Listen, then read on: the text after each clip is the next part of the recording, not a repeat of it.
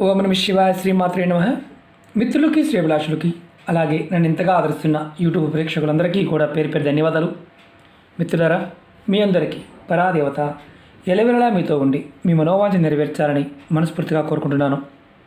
ఈరోజు మనం ఒక అద్భుతమైన పురాతనమైన ఉపాయం తెలుసుకుందాం.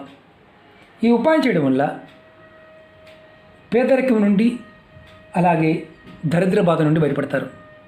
ఆశ్చర్యంగా అనిపించవచ్చు. చాలామంది దరిద్రత అంటే డబ్బు లేకపోవడం అనుకుంటారు.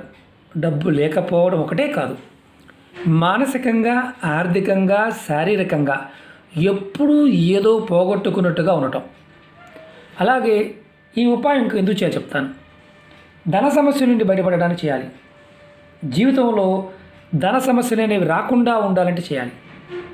అలాగే మీ ఇల్లు మీకు కలిసి రావడం లేదు, మీరు అద్దె ఇల్లు ఉండవచ్చు, సొంత ఇల్లు ఉండవచ్చు, ఇల్లు మాకు కలిసి రావడం లేదు అనేవారు ఈ ఉపాయం చేయండి. ఈ ఉపాయం మీకు ఎలా పనిచేస్తుందంటే ఒక రక్షణ కవచంలా పనిచేస్తుంది. చాలా తేలికైంది. మన ఇంట్లో ఉండే పదార్థమే అతి పురాతనమైంది. మన పూర్వీకులు ఇది రెగ్యులర్గా చేసేవారు.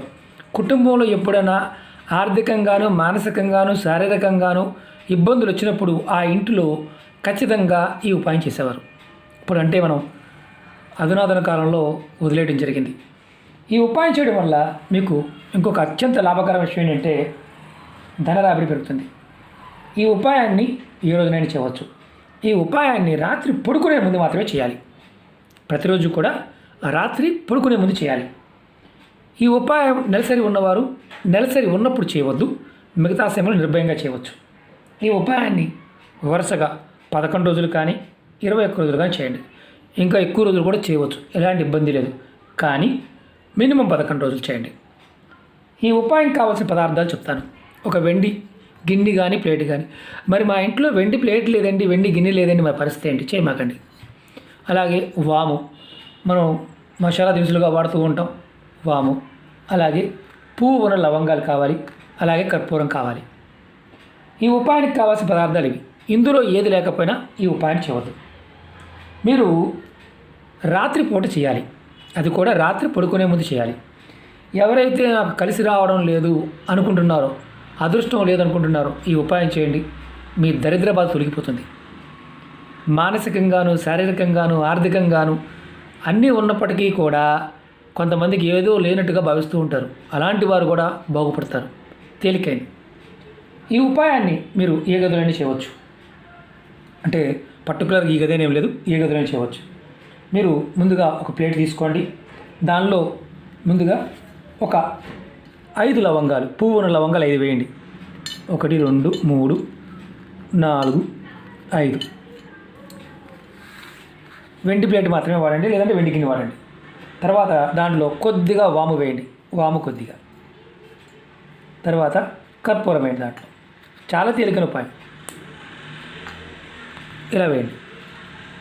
వేసి మీరు ఏం చేస్తారంటే దీన్ని వెలిగించాలి. వెలిగించిన తర్వాత ఏం చేయాలి చెప్తాను. నేను వెలిగించి చూపిస్తాను. చాలా చిన్న వీడియో. ఇలా వెలిగించండి, ఏ గదిలో అయినా పర్వాలేదు. వెలిగించిన తర్వాత మీరు పూర్తిగా ఈ వెలుగు అయిపోయే వరకు మీరు అక్కడే ఉండండి. తర్వాత మీరు పడుకోవడానికి వెళ్ళిపోండి. ఉదయం నిద్ర లేచిన తర్వాత ఇందులో ఉన్న మసి ఏదైతే ఉందో ఆ మసిని ఏదైనా మొక్క మొదల్లో వేసేయండి. ఈ ఉపాయం మొదలుపెట్టిన 3-4 రోజుల్లోనే మీకు అద్భుతమైన ఫలితం కనిపిస్తుంది. 3-4 రోజుల్లోనే. చాలా శక్తివంతమైన ఉపాయం. ప్రయత్నపూర్వకంగా చేసి ఫలితాన్ని పొందండి. మీరు ఖచ్చితంగా మీ పేదరికాన్ని, మీ దరిద్ర బాధను తొలగించుకోగలుగుతారు. ఇలా మీరు 11 రోజులు కానీ 21 రోజులు కానీ చేయండి. ఇంకా ఎక్కువ రోజులు కూడా చేయవచ్చు, మార్పు వచ్చే వరకు కూడా చేయవచ్చు. ఇలా మీరు ప్రతిరోజు రాత్రి పడుకునే ముందు చేస్తే ఫలితం అనేది కనిపిస్తుంది. రెండోది, ఇందులో మీరు గుర్తుంచుకోండి, సగం కాలే అండి, సగం కాలేదు అనుమానాలు ఉంటాయి. ఏ ఇబ్బంది లేదు. తీసుకువెళ్ళి మొక్క మొదల్లో పడేయటమే. తులసి మొక్క కాకుండా వేరే మొక్కలో వేయండి. చాలా అద్భుతంగా పనిచేస్తుంది. మీ ధనరాబడి పెరుగుతుంది. కుటుంబ సభ్యుల మధ్య గొడవలు ఉంటే తగ్గిపోతాయి. ఆరోగ్య సమస్యల నుండి కూడా బయటపడతారు. ఈ ఉపాయం మీకు రక్షణ కవచంలా పనిచేస్తుంది. ప్రయత్నపూర్వకంగా చేయండి, ఖచ్చితమైన ఫలితం పొందుతారు. అలాగే మీకు ఈ వీడియో నచ్చినట్లయితే లైక్ చేయండి, ఛానల్ని సబ్స్క్రైబ్ చేసుకోండి. పక్కనే ఉన్న గంట సింబల్ని యాక్టివేట్ చేసుకోండి. 10 మంది మిత్రులకి షేర్ చేయండి. ఓం నమః శివాయ, శ్రీమాత్రే నమః.